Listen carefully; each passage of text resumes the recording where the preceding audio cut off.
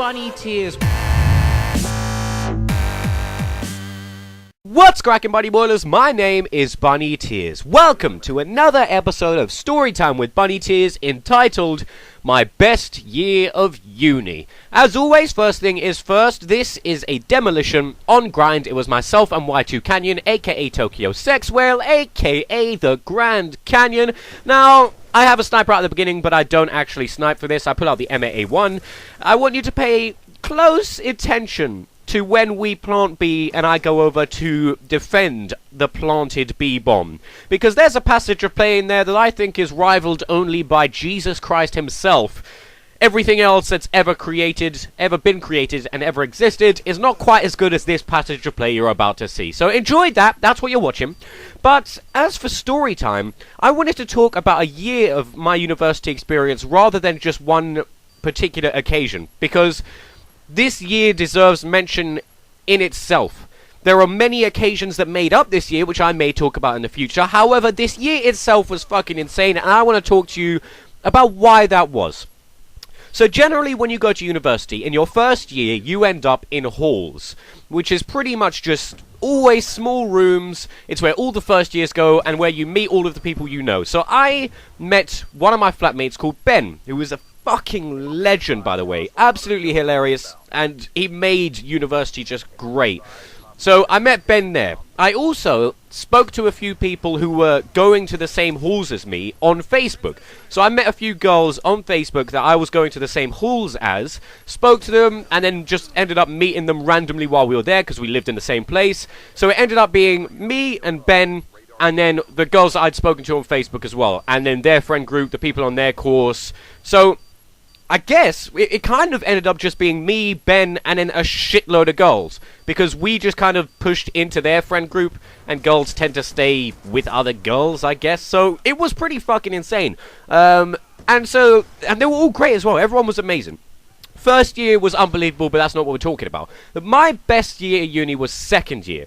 Now, the reason for this is because after we had our little friend group going, and our little course mates, and things like that, there was about maybe 20 of us, and we decided we were all going to move into the same area for second year, out of halls into somewhere else, more like houses but for students.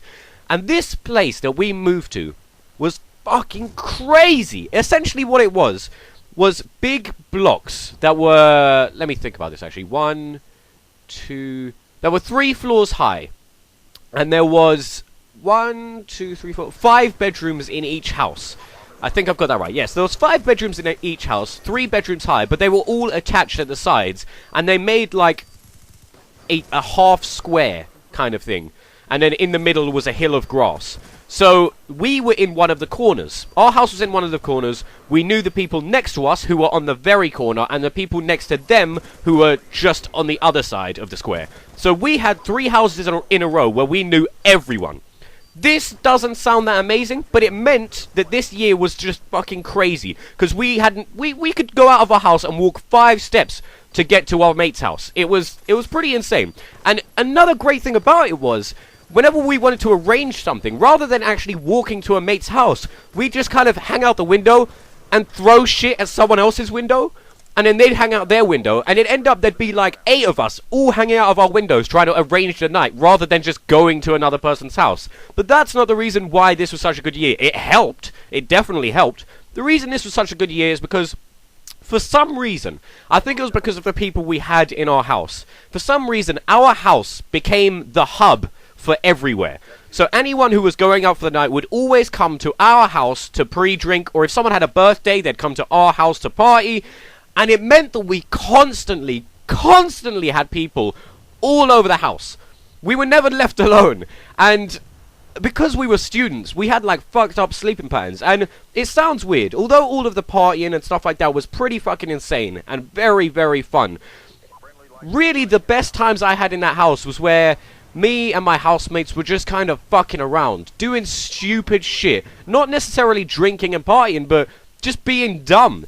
There were points where myself and one of my flatmates would stay up until like 5 a.m. And this happened on many occasions. We'd stay up until like 5 a.m. just having deep and meaningful conversations. For no reason. And I miss that, because I've moved back to London now. I'm not in Liverpool anymore, and I miss just sitting there with her, and who else wanted to be involved, just talking about random shit. That was great. We'd also just play random games, like we'd have water fights and shit.